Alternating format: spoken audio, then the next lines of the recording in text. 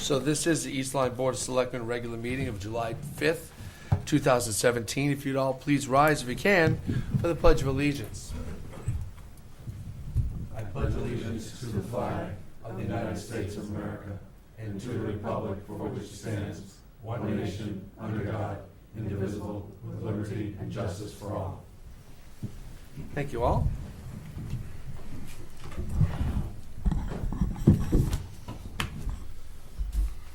Additional agenda and consent items to be added? Are there any? Okay, delegations. Would anyone like to speak to the commission this evening? Or the Board of Selectmen, I shall say. Mr. Rando. Yes, sir. Ronald Rando, 194 Boston Post Road, East Lyme. Good evening, ladies and gentlemen. Good evening. Good evening. First thing I want to say is I want to congratulate Mrs. Hardy for bringing up a little history in the last meeting here. But I was watching a few of the interviews on TV the other day. I just want to say that some of our college students cannot remember when we became independent. 1994 and 1884. I guess we don't teach them too much in that about our country. But anyway, I got one thing special that I want to talk about. When I was here at the last meeting in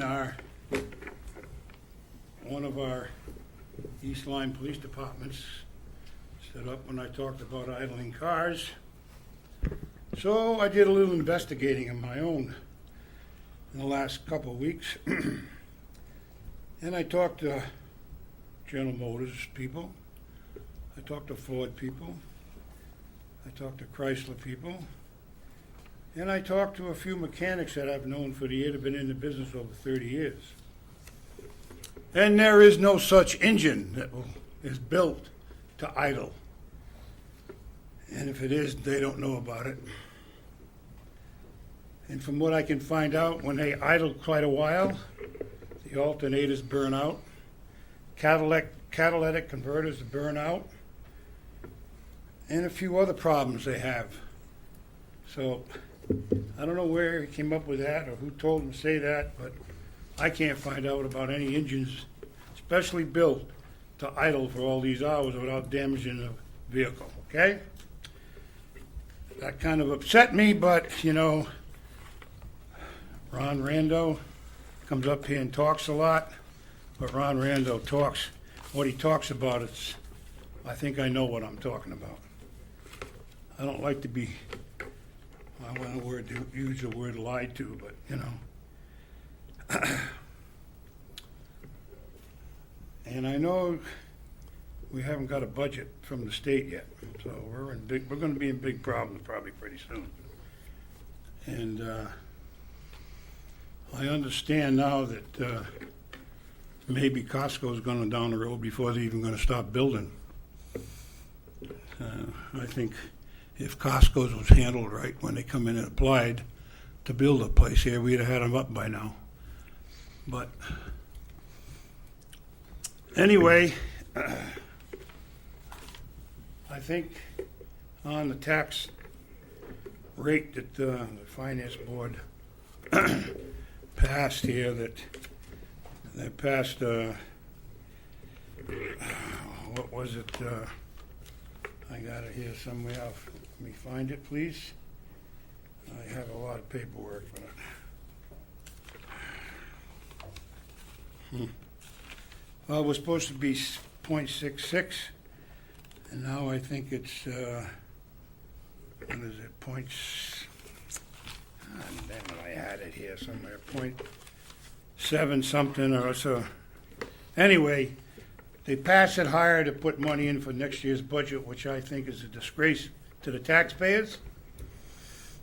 And I guess it's not against the law, but if you can't take care of your taxes this year and start taxing taxpayers for next year already. But my good friend wrote a letter to the paper, and he would like me to read this bottom part so it goes in the record.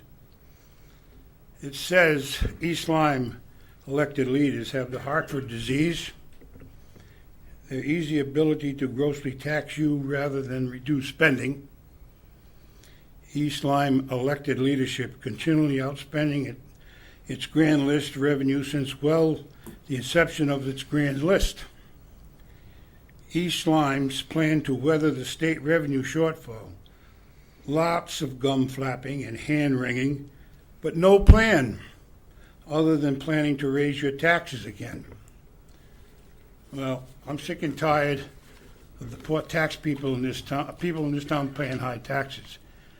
You could have cut $1 million from that budget, just like I recommended at one of the finance board meetings. And I don't think anybody who got hurt, but it's time to start giving the golden goose up there all this money they want. These people come into town because it's supposed to be good schools. They raise their kids here, then they leave and go somewhere else where the taxes are cheaper. So I think we should do some privatizing like I've told you. But I think we should stick the Parks and Recs in there too. Have that privatized along with the sewer and water and the trash. That's what I got to say right now. You're probably going to let it go in one ear and out the other. It usually happens, but that's what I got to say. Thank you. Anyone else? We'll move on with our meeting. Approval of minutes of the special meeting of the Board of Selectmen, June 21st. Move to approve the Board of Selectmen special meeting minutes of June 21st, 2017 as submitted. Second? Any corrections or comments? All in favor say aye. Aye. Any opposed? Any abstain? I abstain. The next one? Move to approve the public hearing minutes of June 21st, 2017 as submitted. Second? I have a motion. It's been seconded. Any comments, corrections? All in favor say aye. Aye. Any opposed? Any abstain? Abstain. The next one? And move to approve the Board of Selectmen regular meeting minutes of June 21st, 2017 as submitted. Second? Any comments, corrections? All in favor say aye. Aye. Opposed? Abstain? Abstain. Okay, consent calendar. Move to approve the consent calendar for the meeting of July 5th, 2017 in the amount of $1,864.26. Second? Any comments? All in favor say aye. Aye. Any opposed? Any abstain? Terrific. Next on our agenda is the fire study that's been about a year in the making. We contracted with JLN Associates out of Old Saybrook, who won a bid for the job, and they spent the better part of the year collecting data from multiple sources to compile a fairly significant study that you all have been presented and will be posted on the town website as soon as we can figure out how to do that in the next day or two. And JLN is John Nickerson. He is no relation. I got to put that in for the record. Guy's an old Lyme guy, and I'm from Massachusetts, moving down here 30 years ago, and we met along the way, but no relation. And although I haven't really done a DNA thing, but I'm sure there's no relation. John, take it away. You have a presentation you're going to give us tonight to give us a brief overview of what you found in your one-year study. Are we going to move around? We are welcome to go down. Do you want to go down and take a look, and then we come back and ask questions? Would that be? I'm fine here, I can see. I think I'll just turn as well. Thank you. So you should either be on that microphone or that one there, whatever you're more comfortable with. Okay. The presentation will be led by Nick D'Elia. Okay. Need by the microphone. See, there's 1,000 people at home watching you, so we have to either pick it up on a microphone or something here. I'm going to try and zoom in on the So Nick is going to do the presentation, John? Yes, Is that, he is. Okay. All right. the other one. Oops. I think that's as good as we'll get it. Maybe out one, maybe not. Okay, good. Nick, thank you for coming and welcome. Well, thanks for having us. I actually chose these two pictures on purpose. The first picture on the left shows your fire department using the resources that you've provided them in an effective manner to deal with a building fire. And the picture on the right is one of the most significant events that I've ever been to in my life. I had the opportunity to spend about 11 hours here that day, but I was completely impressed at the teamwork, the capabilities, the skills that were used that day for one of the most significant events in the region, never mind just in town. And the highway, as we talked a little bit about this study today, the highway plays an important role. Obviously, brings commerce in, but it also has quite a demand that we end up having to deal with. So our process, we do a general assessment process. We use a part of an NFPA, National Fire Protection Association standard. We ask 27 questions from 27 different sections, and it's basically designed that if you're going to create a fire department out of nowhere, if you're just going to plop a fire department down and build it, these are the subjects and these are the skill sets and the requirements and all the standards that you would need to do. So we use that as a base for our report. Our reports are also based on risk assessment, and that's very, very important to us. We travel around quite a bit. As a general rule, right about where your department is how we come in. We get asked to do a lot of these at the point where they're growing, and the calls for requests are growing, and you're trying to feel it out and figure out what's the best thing for the community from both public safety and an economic perspective. So we start out with risk. And then from the risk, we look and see if we're fulfilling those needs. We looked at your department statistics. That did take quite a bit of time to churn through those. We looked at the statistics from both companies. We looked at the statistics from the 911 center and how that all comes together. We're going to talk about some recommendations, and then we'll summarize it up. So we did some personal interviews. We had some folks come in. We talked to the leadership of the community. We talked to the department leadership, many of whom are here tonight. And then we sat down with some personnel and got their input as well. I will tell you, we did not reach 100% of our personnel because they were on an ambulance, off an ambulance. They were running quite a bit on the days that we're here. And then from a research perspective, we did a lot of formal research where, again, we looked at the state, local, and federal regulations. We looked at your dynamics, your community dynamics, your population, your minimum household finances, cost of housing, cost of basically trying to get a good picture of what the community looks like overall. And here's the crux of, I think, one of the reasons we were asked to come in, and one of the absolute major pictures of what your emergency services are primarily doing. Those red bars are just EMS calls. That is, as is across the country, that is where a majority of the effort and the finances of any community in the United States are going on right now. It is right there. In my department, I should tell you, I'm a sitting fire chief, fire marshal. In my department, we're between 65 and 70% of our calls are EMS. And we don't have an ambulance. We just go and stabilize until a third-party ambulance comes in.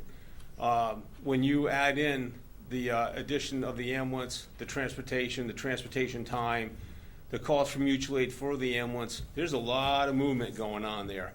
And that drains your resources, okay? And that drains your resources. So if we look at the big picture of things, that's one of the things that we're primarily looking at is there's a lot of EMS calls. And as we see in the last 24 hours or 48 hours here, being the 4th of July weekend, East Lyme surges anyway. But when you're at the point like in yesterday where you can't even get in to Rocky Neck and they're turning them away and all the rest of the beaches are packed, that's just risk. Your risk is going up. And as that risk is going up, there's going to be there's going to be demand for services. You're in the same boat. Let me just also, I should tell you two important things. No one at any point in any conversation we had with any elected official, with the public, with anybody, did anybody complain about your service? I want to make sure that's clear. Your folks do a great job. That's number one. Number two, in the development of fire and emergency services, you're on a ride that everybody in the United States goes through. You're climbing up on a roller coaster, and you're trying to take care of demand, and you're doing that with the best that you can do with a national trend for lower volunteer participation. That's reality. Again, we travel all over the country, and every place we go to, that's one of the reasons we're there, is we have a decreasing in volunteerism because we're competing with the Elks, we're competing with the Lions, we're competing with the Boy Scouts, we're competing with church. And at the same time, those numbers, the roller coaster ride's not coming back down, particularly with the surge of seniors that your community is experiencing. So I want to make sure those two things are there. Again, you're right on line with the rest of the country. One of the things we're going to talk about, this was a hot topic in our discussions. It is our recommendation, and we think this is the best way to go. And this is no disrespect to the sitting chiefs, to the previous chiefs, to the fire marshal's office, or to the first selectman's office. When you have two dynamic organizations with a high call volume, there's some economies of scale, there's some coordination that can take place if there's a person doing that coordination. It's just trying to juggle the balls and trying to make sure that we're being consistent with our service delivery across the board, that we're making sure we're treating everybody the same, and that we're taking care of our people, making sure their issues are taken care of. We just feel that having a person at the top is the way to go. I will also like to again come out and say, and I've said this to both of the chiefs, we are not suggesting that you take this and turn it into one fire department. We're not suggesting that you blow the whole thing up and try to create some mix in the middle. What we are suggesting is you use the structure that you have, that you've had for years, and then just have someone over the top of that can coordinate it and take care of some of those messy, icky issues that pop up. And it's very difficult for someone who's got a full-time job to also have to deal with all this other stuff. Never mind court cases and complaints and all that stuff. Financially, we think there's some other suggestions that we made as well. So our suggestion is, our recommendation is you put a career chief fire marshal at the top. You then put a deputy fire marshal who's also, and I'm going to refer to the number of trumpets. And you have to bear with me for a little old school fire department. In the fire department, the guy with 5 trumpets is in charge. And then 4 is under him, 3, 2, 1, blah, blah, blah. So we're going to suggest you put a 5 trumpet guy on the top, and then you put a 4 trumpet, deputy fire marshal, emergency manager, a deputy chief in charge of Niantic, and then a deputy chief in charge of Flanders. I'm sorry. And all that changes there is that those titles. You can make them assistant chiefs. The titles you guys can work out between the parties. Our suggestion, though, is we take the existing system for each department and just put that underneath the supervisor. I think I beat that pretty well to death. Your stations are in pretty good shape. We think there needs to be some work there, though. We think, again, one of our recommendations we'll talk about later is we need to get a committee to look at what the needs are of those committees, of those stations, and then we got to look out. We got to look out in the future, take a look at some of the expansion. Do we need to add to the stations? We think the stations are in good spots, but there's some little things that happen. And the example we give in the report is our understanding is that Flanders bay, where the ladder goes, where the tower goes, there's no heat in that space.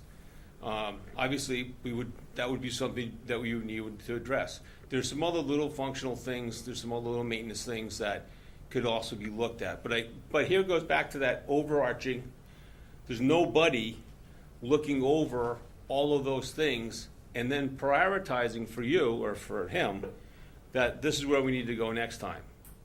So we end up with, and it's human nature, and it's no disrespect to either department, but so we end up with they need to go out and get what they need for their departments, for their stations.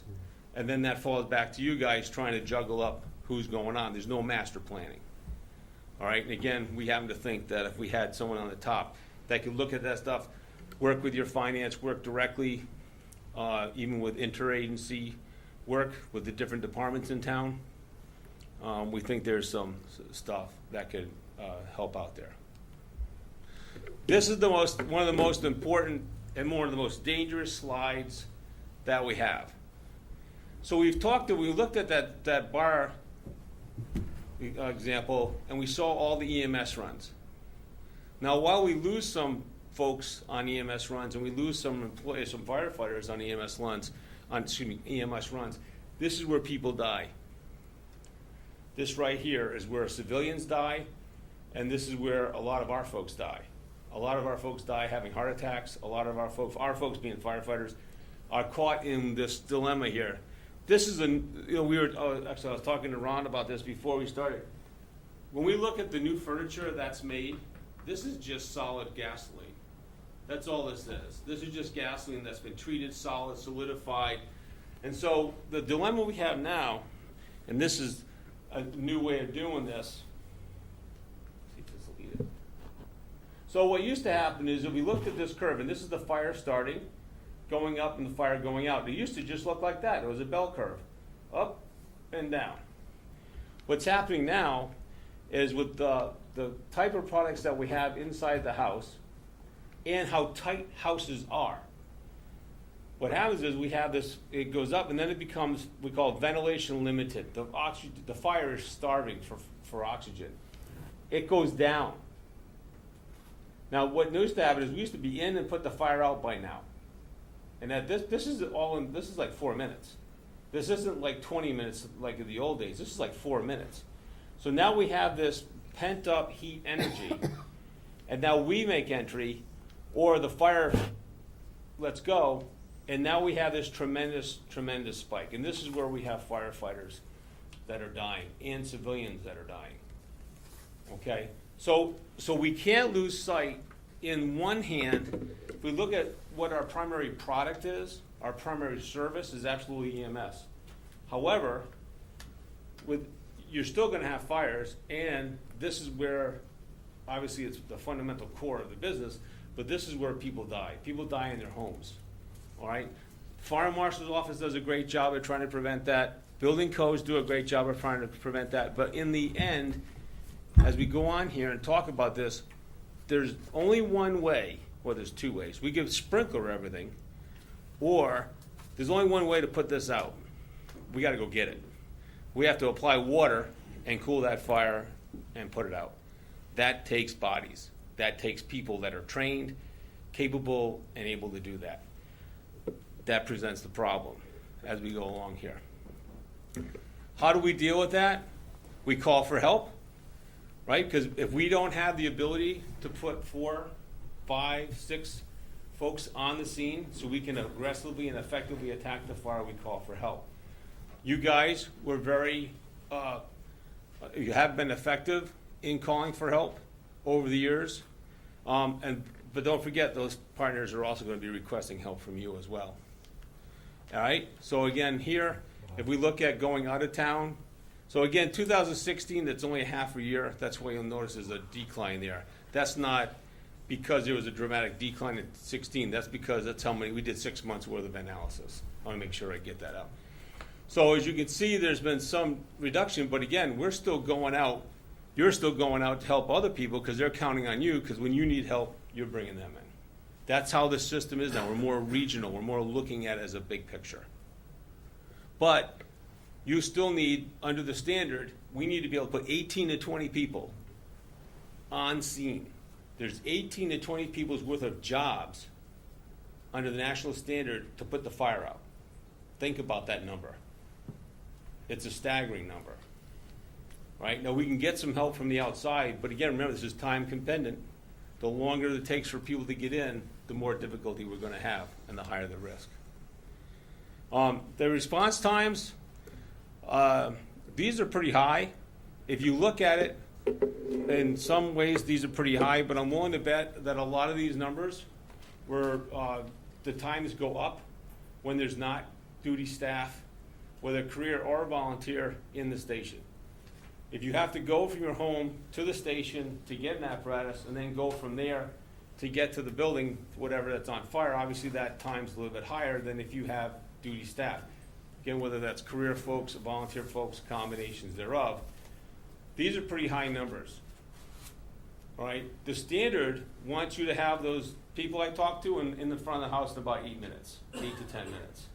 So you can see here we're having a little issue with that. All right? Because again, we don't have all the resources that are in place.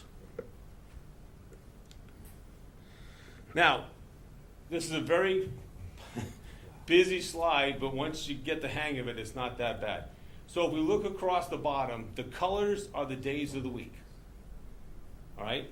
If we look at the next line above, it starts at, If we look at the next line above, it starts at 1 o'clock in the morning and ends at midnight. To the credit of both, and this is for the whole town.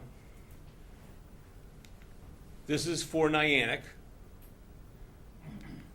All right? And this is for Flanders.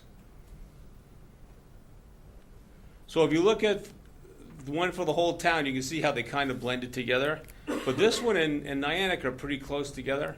And then the Flanders has a little bit more later on in the evening. And I don't have 100% positive on that, but I'm going to equate that probably to the highway and tell the more late nightlife out there. But to the credit of the companies, they saw that Monday through Friday during the day was not adequate. So again, and I apologize to the guys, I'm going to say company and department back and forth. That's my bad. But the departments looked and said, you know what? We don't have enough help on Fridays to cover those calls in the evening. We don't have enough help on Saturday nights or Saturday to cover those calls, so we need to put part-timers in there. So again, the departments are doing a good job. They're looking at their risk, they're developing programs for the risk, and they're attempting to address their risk.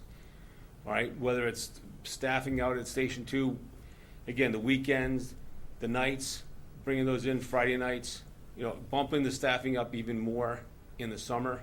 Again, they're trying to meet the demand of the process, but they're getting beat up. So let's go over some recommendations.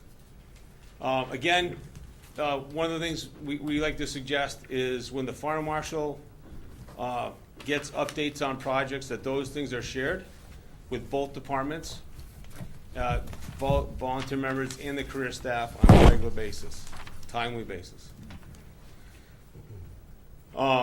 We strongly believe that whenever the fire marshal is going, particularly for a certificate of occupancy inspection, bring the troops along so they get a look at the building. Not only how it was constructed, because we took them out there already, now we're seeing how it's gonna be. How am I going to get patients in? How am I going to get to this hazard? Those type of questions can be answered.